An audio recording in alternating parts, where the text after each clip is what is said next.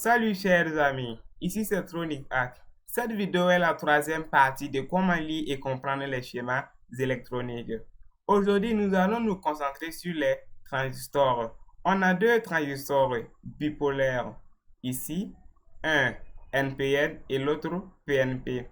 Les transistors bipolaires sont aussi appelés BJT en anglais, qui veut dire Bipolar Junction Transistor. On va utiliser ces transistors pour illustrer le mode de fonctionnement du régime linéaire et ce transistor MOSFET ou à effet de champ pour illustrer le mode de fonctionnement en régime de saturation ou de commutation.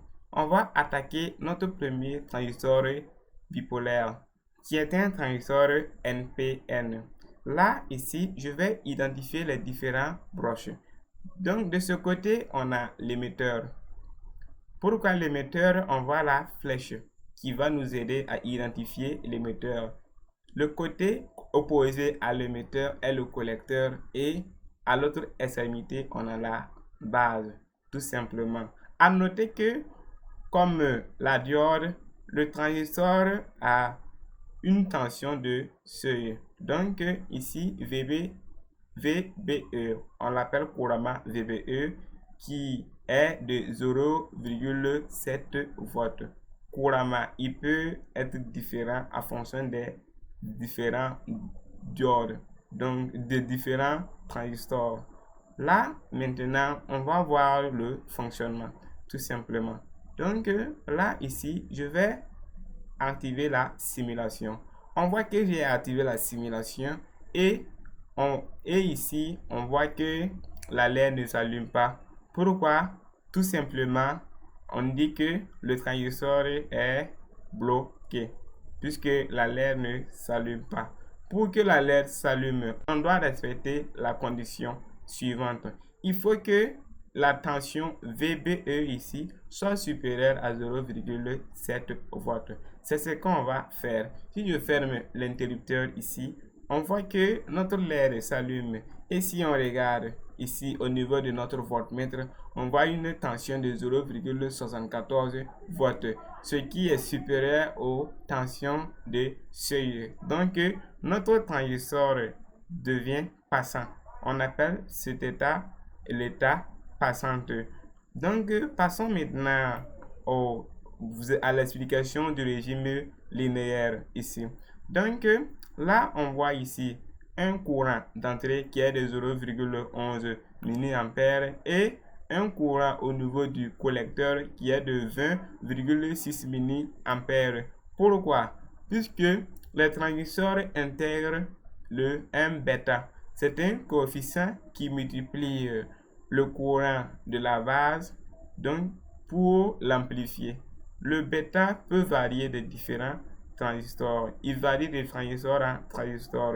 De rappel, le bêta est élevé au niveau des transistors de bipolaires et faible pour les transistors de puissance comme les transistors MOSFET ou bien les autres transistors de puissance comme par exemple le TIP 122.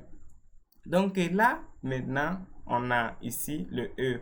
On a aussi un courant ici. Ce courant est la somme de ces deux. Donc, dans les formules, on dit que le courant de l'émetteur est égal au courant ici du collecteur plus le courant de la base. On voit que la base est de 0,11 mA, ce qui est très faible. Donc, pour cela, on dit que le courant de l'émetteur est sensiblement égal au courant du collecteur. Là, maintenant, on va passer au niveau du transistor PNP. Le transistor PNP, ici, est comme l'inverse du transistor NPN. On voit ici, au lieu que l'émetteur soit relié à la masse, puisqu'on a toujours la flèche ici qui désigne l'émetteur, l'émetteur est relié aux bornes positives de la batterie. Tout simplement. Donc là, on doit avoir une tension ici inférieure, là, donc au 0,7 volts la tension de seuil pour que le transistor devienne passante. Donc ici, si je ferme ici l'interrupteur là, on voit tout simplement un courant négatif ici. Puisque ici, on doit avoir une tension de seuil inférieure à moins, excusez-moi, moins la tension de seuil. Là, ici, on voit bien que notre transistor devient passant. Et si on fait une lecture, on voit ici 105 mA.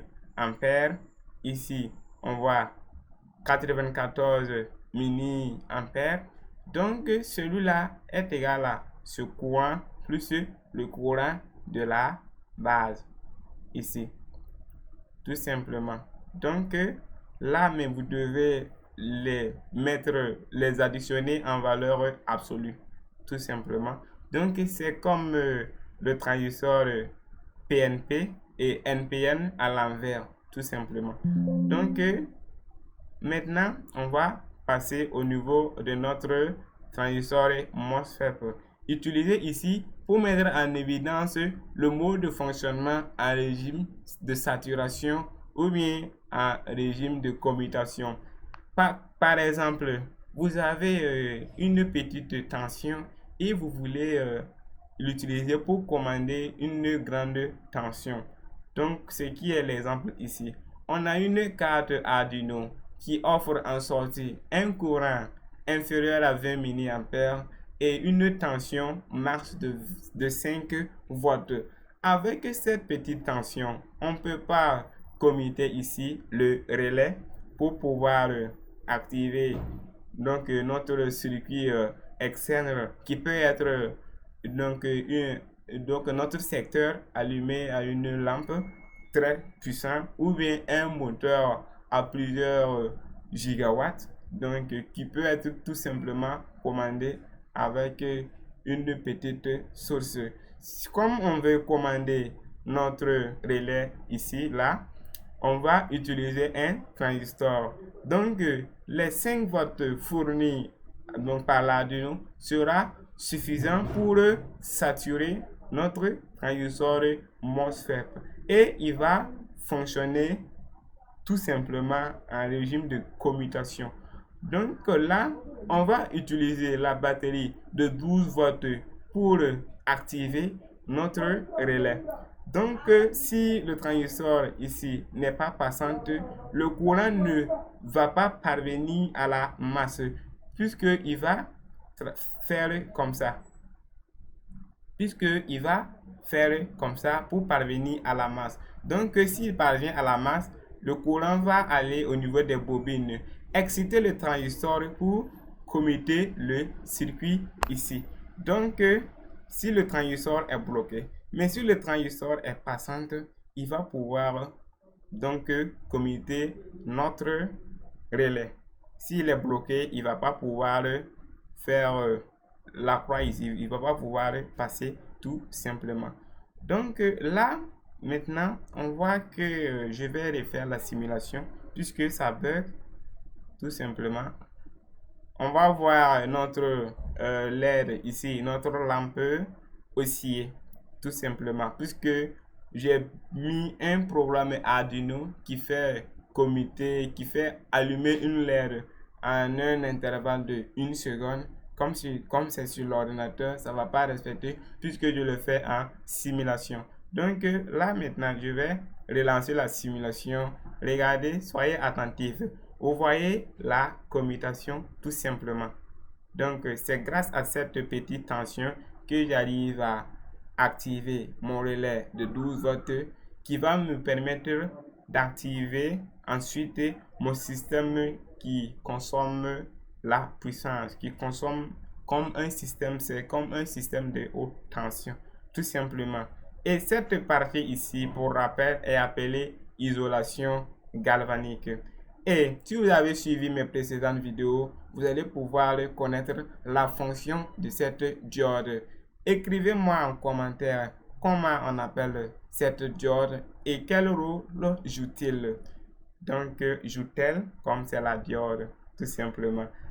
On a fini cette vidéo. Si vous avez aimé la vidéo, n'hésitez pas à me donner un pouce bleu pour m'encourager. Et si vous êtes nouveau, abonnez-vous pour ne pas rater mes prochaines vidéos et astuces en électronique.